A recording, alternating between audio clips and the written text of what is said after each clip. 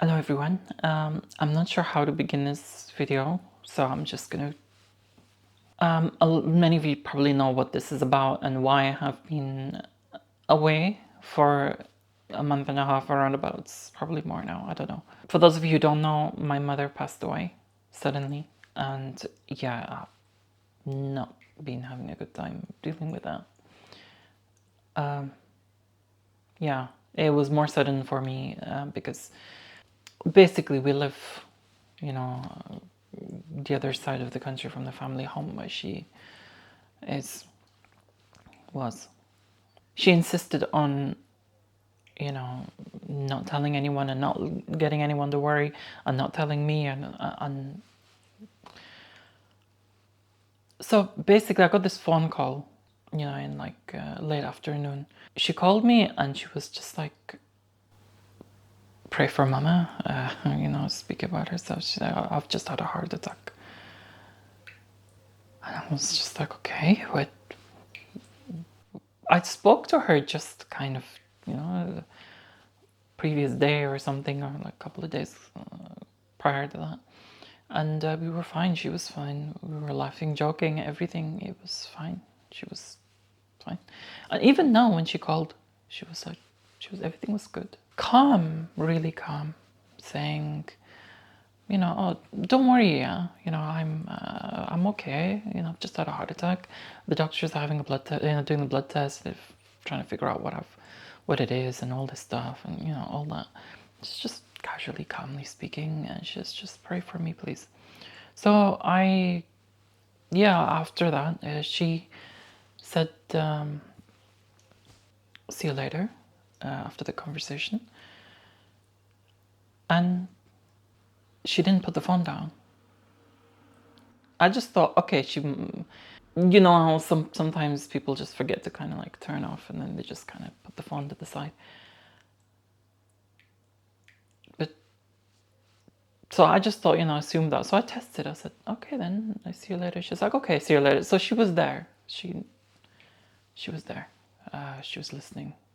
After she put the phone down, I went and prayed for her. I went and, you know, I got the call from my brother.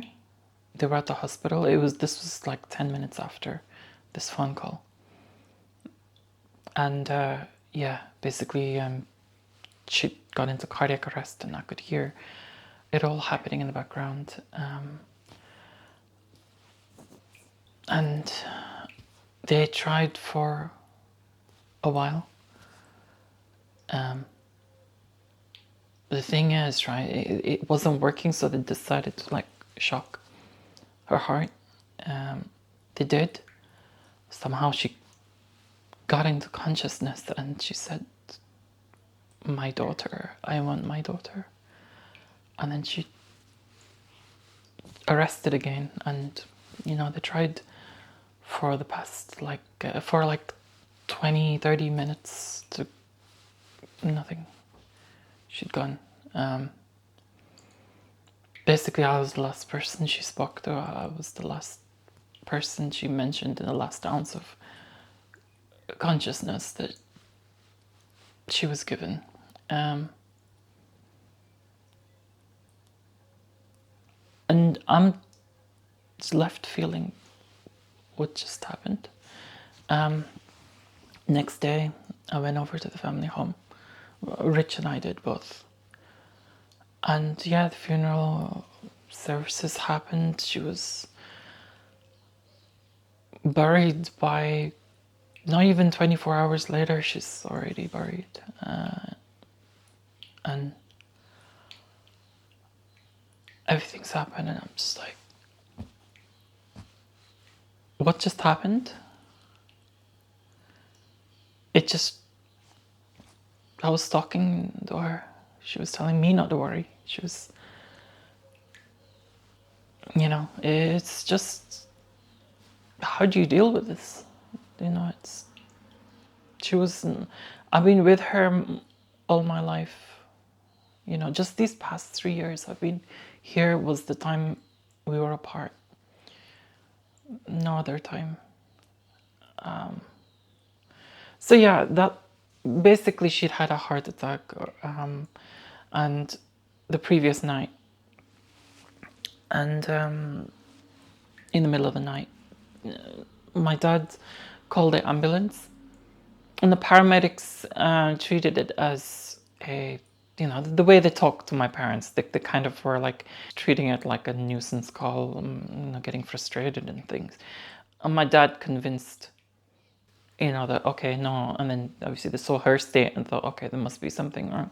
So they took her in the hospital in the ambulance, and she was left like in the corridor and all that, not even on the ward for a while, and they had to do a blood test to see what it was that was happening, and then she had to wait like 17 hours for them to find out that it was a heart attack. It's a heart attack, it's clear. She was just getting bored. She was just sat up. This was just before the phone call when she called me. It's like, this is her sitting up in her bed, just getting bored. This my brother had just visited her, and she's just getting bored. Just even complaining about the hospital food, some lamb cheese sandwich that she was just like, doesn't taste of anything. And yeah, the doctor at the end was good.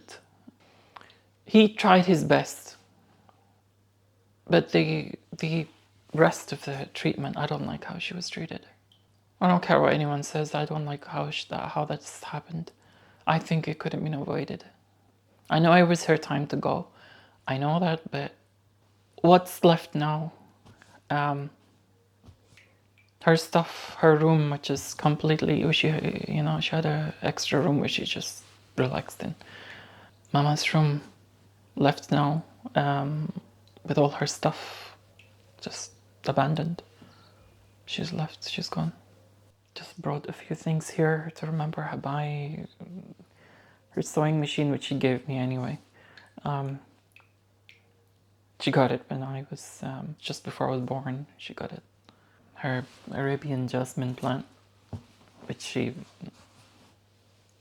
had and it's been going for a good 25 years. She planted it, with love, like she did with everything else. How am I supposed to do my stuff, my projects? How am I supposed to? I don't know. I'm still in shock. I'm still I still cannot believe it's happened. My mind still feels she's there. She's, at Mama's house. So everyone calls it, and always be called Mama's house.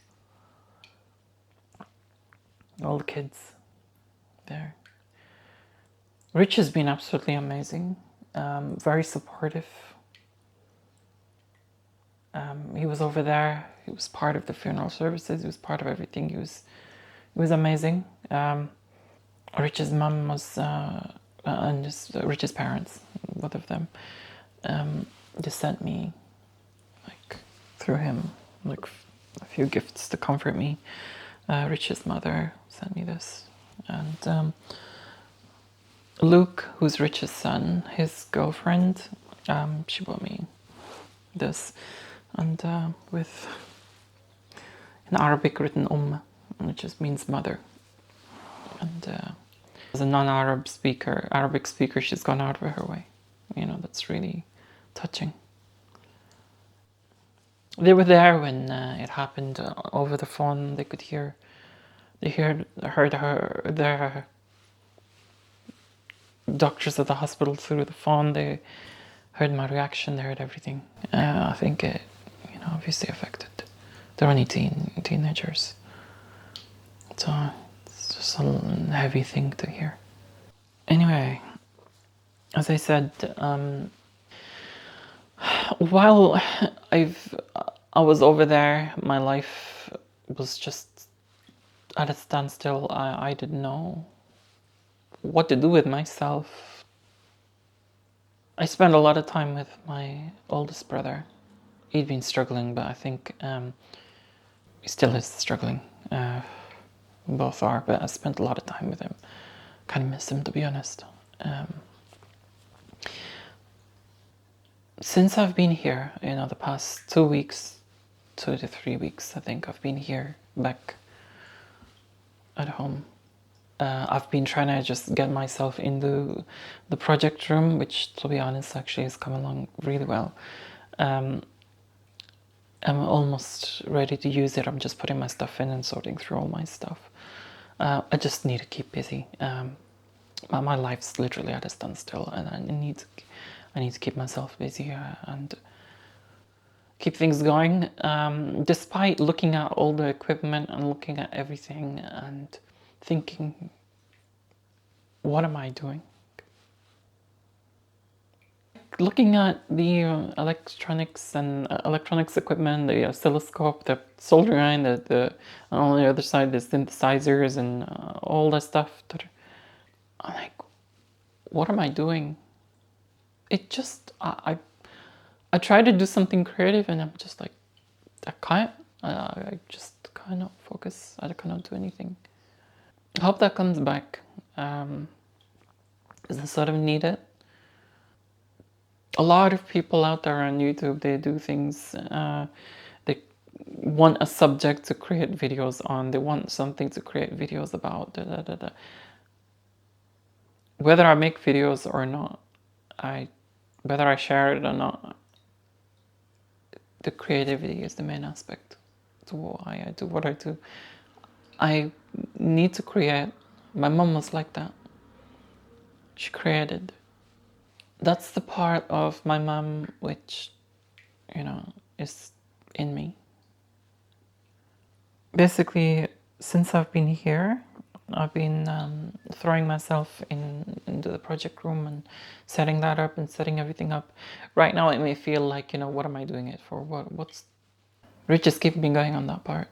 There's a few times I actually nearly threw in the towel and just thought, I can't carry on. I can't carry on with this channel. I can't carry on with all that I do and all that, But he just kept saying, no, you're not. He's persisting. I do actually have plans. I do actually have. I don't have shortage of ideas to create videos about because I'm always messing with something. I'm always doing something. It's ironic though, isn't it? Because a lot of people out there, a lot of content creators out there are wanting ideas for videos. A lot of I'm talking about major, like big creators with lots of subscribers, lots of whatever following. They're looking for ideas for videos, scrounging around for that. Yet me with so many ideas for videos, yet life constantly throwing things at her kind of pulled me away from actually being able to do it. Irony of life, isn't it? I've still got stuff from Egypt to create videos about. I haven't covered that. I've got so much. I've always seen life differently than anybody else, from the beginning till now. My view of life is not, conventional. Of how things work or how things are. The dynamics of life, whether it's seen or unseen. I just have a different way of viewing life. But now it's just even more solidified, now that my mom's gone. Mom and I had this thing going. She was my mom, right? But there's times when I used to tell her off for things. And she was just like, I'm not your mom, you're my mom. And she's like, I'm scared of you, you're my mom. Because I always get her to look after herself. Try and get her to... There may be in a few things trying to put a wedge between us, but we were close. As I said, I'm not sure where this video is leading, what it's about, what it's going to go, but I just wish to say a big thank you to those of you who've replied to that post, which I've posted on, Mastodon, Facebook, Twitter or wherever else I've posted of the news, what happened, there's a lot of people who've, you know, given their condolences and everything. And there's a lot of people who've messaged me asking if I'm okay. I wish to, it's not gone unnoticed. I wish to say a big thank you to you, you know, for checking if I'm alright, to checking how everything is, and for saying your condolences. I'm still in shock. My mind, my heart's accepted. I know it's a part of life, isn't it? You know, she's on the other side now. But my mind, this bit's struggling. It's still a shock, and I don't think that's gonna go away. Once my project room is all done, I will be making some content again. It's gonna be it's gonna be tricky, yeah, but I'm gonna start with some, I don't know, maybe do something comforting. Amiga content, music content. As I said, I'm not shortage of ideas. Anyway, I wish to say thank you to all of you who have supported me. Yeah. I've been meaning to actually, you know, record this video, but I wanted to do it when I just wouldn't break down during the video, because I don't like crying in front of people. I just don't like doing that. This situation's forced me to do that, but I don't like it. Anyway, take care everyone. I will be around soon, hopefully. Yeah, salam, adios.